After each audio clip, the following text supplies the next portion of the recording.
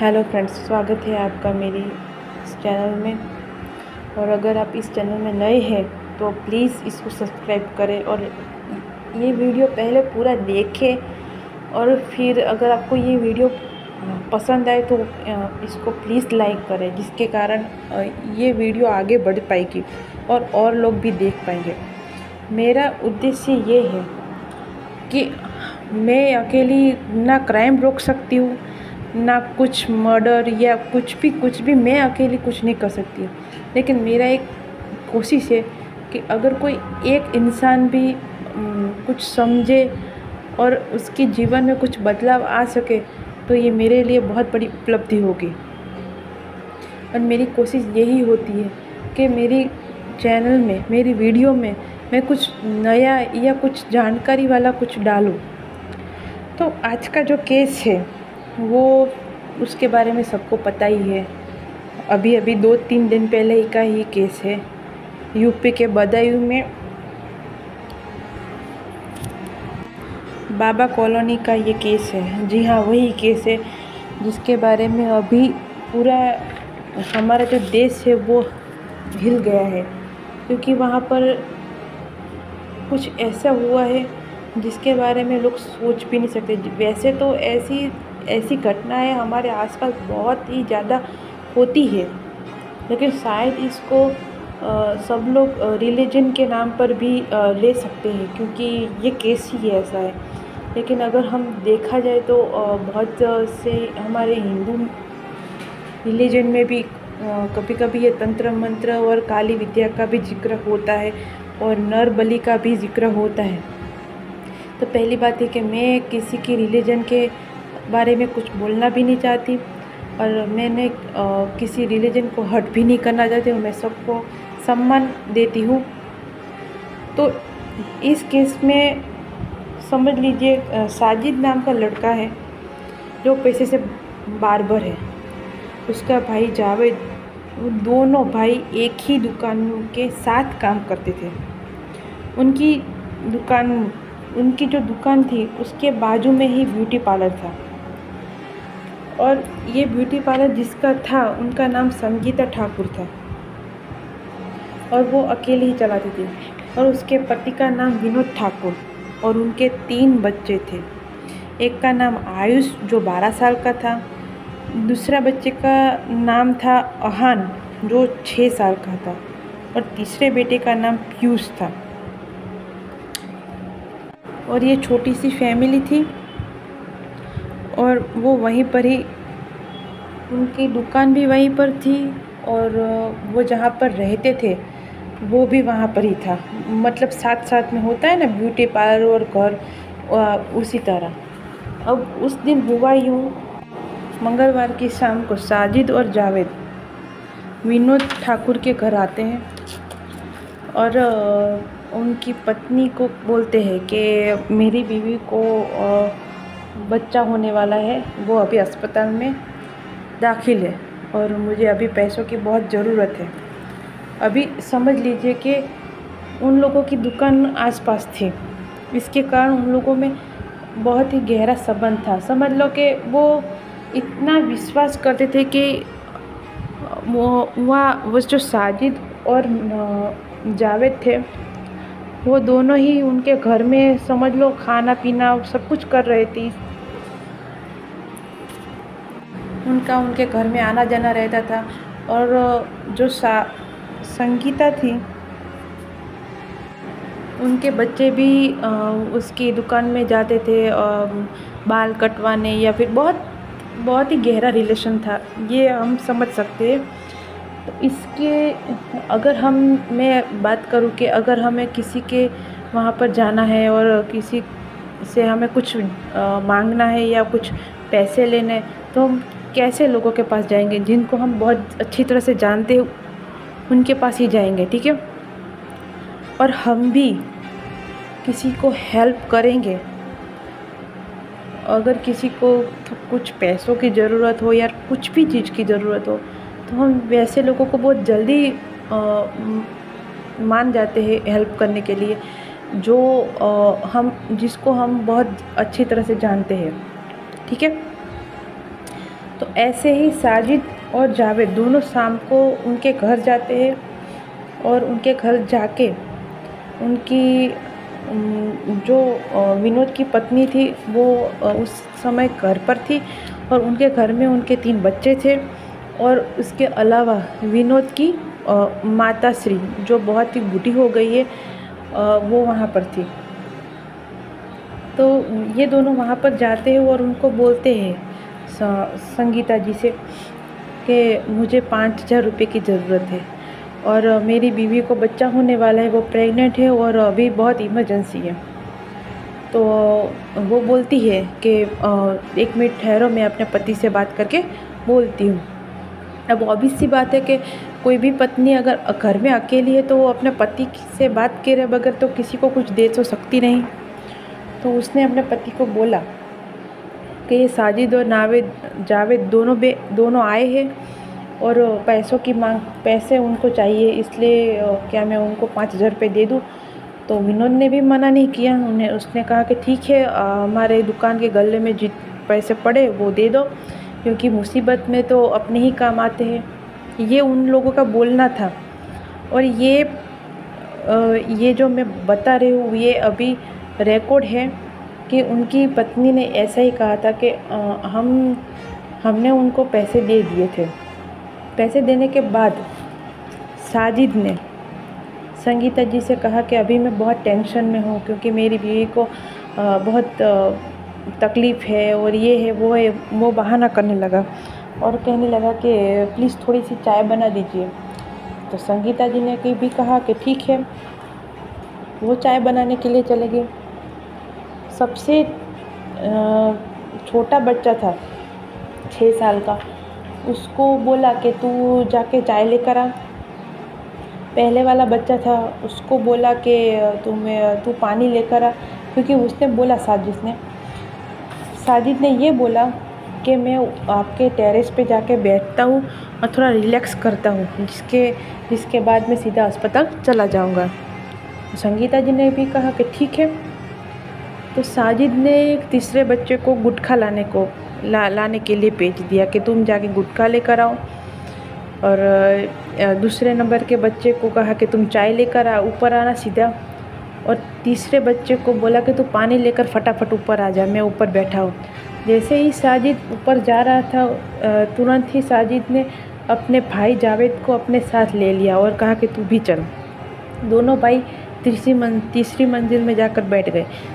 तीसरी मंजिल में जाकर बैठने के बाद जैसे ही वो बड़ा बच्चा वो पानी लेकर ऊपर गया, वैसे तुरंत ही जावेद ने उस बच्चे को पकड़ लिया। जैसे पकड़ लिया तो थोड़ी सी कुछ आवाज़ आने लगी, जिसके कारण जो चाय लेकर आने वाला था बच्चा, वो भी उसने जैसे ही आवाज़ सुनी वो दौड़ता हुआ ऊपर गया।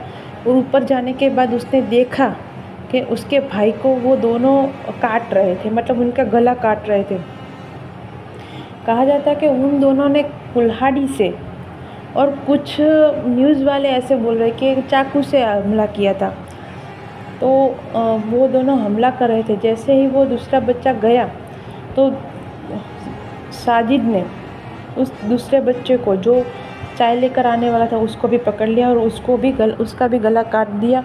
और उन दोनों बच्चे को ऐसे, मतलब समझ लीजिए कि पूरे कमरे में खून ही खून था। फिर तीसरा बच्चा जो गुटखा लेने गया था, वो गुटखा लेकर वापस आया और ऊपर गया। समझ लीजिए ये दोनों उन 2 भाइयों का जब मर्डर कर रहे थे तो उसकी माँ को भनक नहीं पड़ी थी। तो तीसरा बच्चा जैसे ही गुटखा लेकर आया और वो ऊपर आया तो उसने देखा कि उसके दोनों भाई नीचे पड़े हुए हैं और उनके गले कटे हुए हैं और चारों तरफ खून ही खून बिखरा हुआ पड़ा है। तो वो घबरा गया, लेकिन जैसे ही उसने वो देखा, जावेद ने उसको पकड़ लिया। जावेद ने जैसे ही उसको पकड़ा और उसको मारने ही वाला था, उसको थोड़ी सी इंजरीज भी हुई, उसके सिर के ऊपर और हाथ में थोड़ा सा कट का निशान भी था और उसको थोड़ी सी इंजरी भी हुई। लेकिन उसने थोड़ी हिम्मत बताई और उसने जावेद को धक्का मार दिया। जैसे ही उसको धक्का मारा तो उसकी चंगुल से छूट गया। छूटने के बाद वो जल्दी से अपनी माँ को बुलाते हुए दौड़ता दौड़ता ऊपर से नीचे उतरा। जैसे ही वो नीचे उतरा तुरंत ही वो दोनों भाई भी पीछे पीछे नीचे उतरे। और जैसे ही वो दोनों नीचे उतरे तो संगीता ने उन दोनों के हाथ, उनके जो शरीर थे उनको देखा तो वो खून से सने हुए थे। और मतलब उसकी माँ तो हक्का बक्का हो गई कि ये क्या हुआ। और जैसे ही साजिद और जावेद नीचे उतरे, साजिद ने बोला अब मेरा काम पूरा होगा, और तुरंत ही वहाँ से भाग गए। जैसे ही वहाँ भाग गई, उसकी जो माँ थी संगीता, वो ऊपर गई और उसने देखा तो दोनों बच्चे मर चुके थे। अब आप सोचिए कि उस माँ पर क्या बीती होगी कि उसने अपने बच्चों की लाश देखी होगी। मैं तो जब बोल रही हूँ तो मेरा दिल सहम सा जा रहा है। तो फिर उसने चिल्लाने की शुरुआत की, चिल्लाना शुरू किया और सारे मोहल्ले वालों को इकट्ठा किया और उनको सब घटना बताई। तो सारे मोहल्ले वाले इतना गुस्सा हो गए कि उनकी जो दुकान थी साजिद और जावेद की, उन दोनों की दुकान पर हमला कर दिया, तोड़फोड़ कर दी, आग लगा दी। फिर उनके जो वो बच्चे थे उनके पिता विनोद को बुलाया गया और वो आए और उन्होंने पुलिस में एफआईआर लिखवाई। ठीक है, तो एफआईआर लिखवाई तो उसके अंदर ये सारी की सारी डिटेल लिखी हुई कि कैसे वो लोग आए और कैसे उन लोगों ने बच्चों पर हमला किया। और हाँ, ये महत्व की बात है कि उन लोगों ने क्यों मारा, किस लिए मारा, ये आज तक पता नहीं चला। क्योंकि पुलिस ने जब एफआईआर लिखी और दोनों भाई को लेकर जा रहे थे, तो उसमें से जो साजिद था वो मतलब समझ लीजिए पुलिस लेकर जा रही थी, तो साजिद ने पुलिस को धक्का मारा और भाग गए। पुलिस उसको पकड़ने के लिए उसके पीछे पीछे गई तो उसने फायरिंग शुरू कर दी। अब जैसे ही उसने फायरिंग शुरू की तो बदले में पुलिस वाले ने भी फायरिंग शुरू कर दी, जिसके कारण वो मारा गया। अब एक तो मारा गया, लेकिन जो जावेद है वो अभी भी फरार है। और ये भी बताया जा रहा है कि इसके अंदर तंत्र मंत्र की भी कुछ बातें चल रही है, लेकिन पुलिस ने साफ साफ मना कर दिया अभी के लिए। अब मेरी थ्योरी ये है कि शायद हो सकता है कि तंत्र मंत्र उसमें शामिल हो। और ये भी बात सामने आई कि जो साजिद था उसकी बीवी 15-20 दिन से मायके में बैठी थी। वो 15-20 दिन से मायके में थी तो उसने झूठ क्यों बोला, और वो क्या था, वो क्या बदला था, वो क्या था जिसके कारण उसने उन दो मासूमों को मार डाला। अब ये सब चीज़ें उनकी फैमिली वाले, साजिद और जावेद की फैमिली वाले तो कुछ बोल ही नहीं रहे हैं। लेकिन मैंने एक न्यूज़ में देखा कि उसकी बीवी इंटरव्यू दे रही थी, तो जब वो इंटरव्यू दे रही थी तो वो साफ साफ पता चल रहा था कि वो झूठ बोल रही है। उनको सब पता है, लेकिन वो सब छुपा रही थी, कुछ बोल भी नहीं रही थी। वो जितना बोल रही थी वो 2-2 शब्द वाला ही बोल रही थी। अब जावेद पकड़ा जाएगा और अगर वो खुलासा करता है उसके बाद पता चलेगा कि ये सच में कैसे हुआ, क्यों हुआ। और अगर ये बात मुझे जैसे ही पता चलेगी मैं फिर से इसका पार्ट 2 ज़रूर डालूँगी, क्योंकि मुझे भी जानना है कि इन दोनों ने ऐसा क्यों किया। क्योंकि वो बच्चे बहुत छोटे छोटे, अभी तो उन लोगों की ज़िंदगी शुरू भी नहीं हुई थी। और सोचिए कि उस माँ पर, उसके पिता पर क्या गुजरेगी जब उनके बच्चे जो हंसते खेलते थे वो अभी इस दुनिया में नहीं है, और किस तरह से उनका जो है वो अंजाम हो गया, वो तो बहुत ही ज़्यादा दर्दनाक था। अगर हम बात करें मदद की, तो सबके बारे में दोनों चीज़ होती है कि अगर हम किसी गरीब की मदद करें, ठीक है, अगर किसी की मदद करें, वो सामने वाला कैसा है, कौन है, वो कैसे पता चलेगा। क्योंकि अभी आज हमारे आसपास कैसी कैसी घटनाएं बनती हैं। कि कुछ मांगने वाले घर में घुस के लूट के चले गए, मर्डर करके चले गए। ऐसी बहुत सारी घटनाएं होती है। तो हमें क्या करना चाहिए? मदद करनी चाहिए कि नहीं करनी चाहिए? हम मदद करेंगे तो कुछ और हो जाता है और फिर दुनिया बोलती है कि सावधानी बरतनी चाहिए। और अगर हम जो मांगने वाले होते हैं उनको कुछ नहीं देते हैं तो लोग बोलते हैं कि ये कितना गंदा इंसान है कि किसी को हेल्प भी नहीं कर सकता। अभी हम बात करते हैं कि गाड़ी लेकर जब रास्ते में चलते हैं तो हाँ, जो लूटारे होते हैं, लूटने वाले, वो लोग एक लड़की को रास्ते में खड़े रखते हैं और फिर वो लड़की हेल्प के लिए चिल्लाती है, गाड़ी रुकवाती है और बोलती है कि मुझे हेल्प कर दो, ये हो गया वो हो गया। तो वो गाड़ी वाला अगर रुक जाए तो उसके ऊपर हमला हो जाता है। ठीक है, ये हम सब इन सारी बातों पर हम वाकिफ़ हैं कि ये सब कुछ होता है। तो हमें सच में क्या करना चाहिए? पहली बात तो सतर्कता बहुत ही ज़रूरी होती है सबके लिए। पहले तो चेक करो कि सच में वो सामने वाला सच बोल भी रहा है कि नहीं बोल रहा है। उसके लिए गाड़ी से उतरने की कोई ज़रूरत नहीं है। और फिर जैसे ही पता चले, पहले तो आसपास नज़र रखो कि कहीं पर कोई हलचल तो नहीं हो रही है। अगर कुछ ऐसा हो भी रहा है तो तुरंत ही वहाँ से चले जाओ। ठीक है, क्योंकि सतर्कता भी ज़रूरी होती है। तो आज की जो वीडियो है आपको कैसी लगी वो मुझे कमेंट में ज़रूर बताएगा। और मुझे अगर लगेगा कि कुछ और अपडेट है तो मैं ज़रूर पार्ट 2 डालूँगी। और मेरी सबसे बस यही गुजारिश है कि सबसे पहले अपने आप पर काबू कीजिए, अपने गुस्से पर काबू कीजिए और कभी तंत्र मंत्र और काली विद्या का जैसी कोई भी चीज़ का उपयोग ना करें, उसकी मदद ना लें। क्योंकि जो भी करना है, हमें जो भी मिलना है वो हमारे कर्म के अनुसार ही मिलेगा। अगर हम किसी को दर्द पहुंचाएंगे, अगर हम किसी को तकलीफ़ पहुंचाएंगे तो उसका डबल होकर हम पर ही आएगा। इसके अच्छा है कि जो कुछ भी हो रहा है होने दो।